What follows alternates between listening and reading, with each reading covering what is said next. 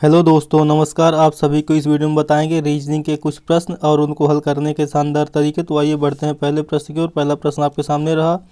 पूछा गया निम्नलिखित में से विषम को पहचानना है। जो विषम है आपको इसमें पहचानना है। पहला ऑप्शन 2042, अगला ऑप्शन है 2032, अगला ऑप्शन है 2073, अगला ऑप्शन है 2072। इसमें सबसे अलग कौन सा है इसको आपको बताना है। तो आप देख रहे हैं सभी में 20 है। ये 20 किसी काम का नहीं है, क्योंकि सभी में जब सेम अंक रहे तो उसको मान के चलिए रीजनिंग में जो तो हमेशा 99% केस में ऐसा होता है कि उसका कोई मतलब नहीं होता है, उसे मात्र आपको फंसाने के लिए दिया जाता है। अब इसके बाद क्या बचा? 42, फिर 32, फिर 73, फिर 72। इसको देख रहे हैं, यह एक भाज्य संख्या है, यह भी भाज्य संख्या है, यह भी भाज्य संख्या है। लेकिन यह जो है तो यह एक अभाज्य संख्या, जो 73 है यह एक अभाज्य संख्या है, अभाज्य संख्या है, इसलिए यह अलग हो जाएगा। तो आपका ऑप्शन नंबर यहाँ पर सी सही हो जाता, 2073। अब बढ़ते हैं अगले प्रश्न की ओर। अगला प्रश्न आपके सामने रहा। यहाँ पर 1 3 दिया है, 1 81 दिया है, फिर उसके बाद 2 4 दिया है, फिर यहाँ पर प्रश्नवाचक चिन्ह है और फिर 256 दिया है।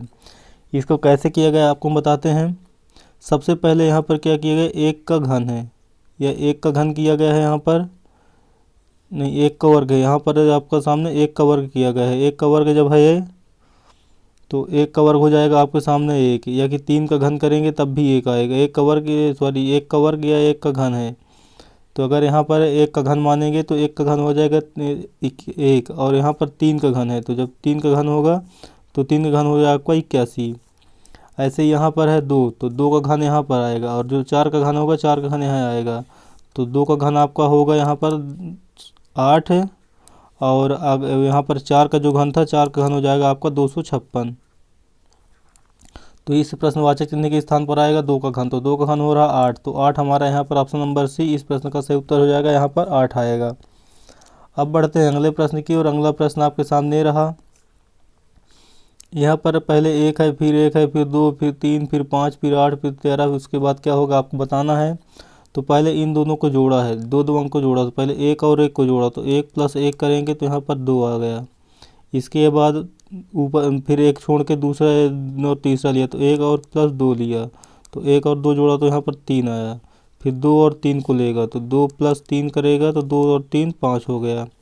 फिर 3 और 5 जोड़ेगा, तो 3 + 5 जोड़े तो आ गया यहाँ पर 8। फिर 5 और 8 को, तो 5 + 8 जोड़े तो यहाँ पर आ गया आपका 13। फिर जब 13 आ गया तो 8 और अब 13 जोड़ना है, तो 8 और +13 करेंगे तो 8 और 13 हो जाएगा 21।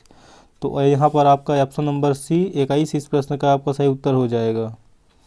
अब बढ़ते हैं अगले प्रश्न की ओर। अगला प्रश्न आपके सामने रहा। यहाँ पर देखिए 1 है, फिर 8 है, फिर 9 है, फिर 64 है, फिर 25 है, फिर 216 है, फिर क्या होगा आपको बताना है। तो यहाँ किसी का वर्ग और किसी का घन दिख रहा है, वर्ग और घन की संख्या दिख रही है यहाँ पर। तो सबसे पहले क्या किया गया है, अगर इसको 1 का वर्ग है, 1 का वर्ग आपके सामने 1 आ गया। इसके बाद यहाँ पर 2 का घन है, 2 का घन है। इसके बाद 3 का वर्ग है, फिर 4 का घन है, 4 का यहाँ पर घन है। इसके बाद फिर 5 का वर्ग है, फिर यहाँ पर 6 का घन है, 6 का घन 216 होता है। तो फिर यहाँ पर 1 2 3 4 5 6 आ गया। फिर अगली संख्या आएगी 7। इसके बाद वर्ग है, फिर घन है, फिर वर्ग है, फिर घन है, फिर वर्ग है, फिर घन है, तो फिर वर्ग आएगा। तो यहाँ पर 7 का वर्ग है, तो 7 का वर्ग यानी 7 × 7 बराबर आपका हो जाएगा 49। तो यहाँ पर आपका ऑप्शन नंबर डी 49 इस प्रश्न का सही उत्तर हो जाएगा। अब बढ़ते हैं अगले प्रश्न की ओर। अगला प्रश्न आपके सामने रहा।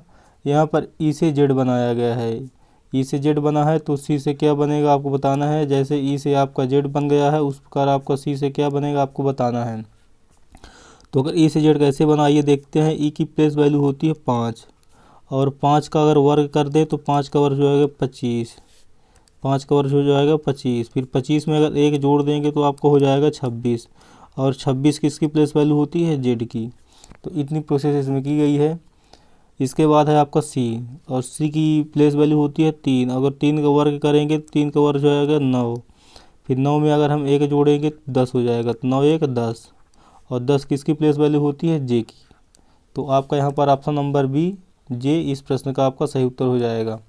तो दोस्तों हमारी वीडियो का अंतिम प्रश्न, आपको वीडियो कैसा लगा? अगर आपको वीडियो पसंद आया तो वीडियो को एक लाइक अवश्य दीजिए, और जो वीडियो आपको कैसा लगा प्लस इसको करने का जो हमारा तरीका था आपको कैसा लगा, आप हमें कमेंट में ज़रूर बताइए। अब मिलेंगे दोस्तों नेक्स्ट वीडियो में, तब तक के लिए जय हिंद जय भारत।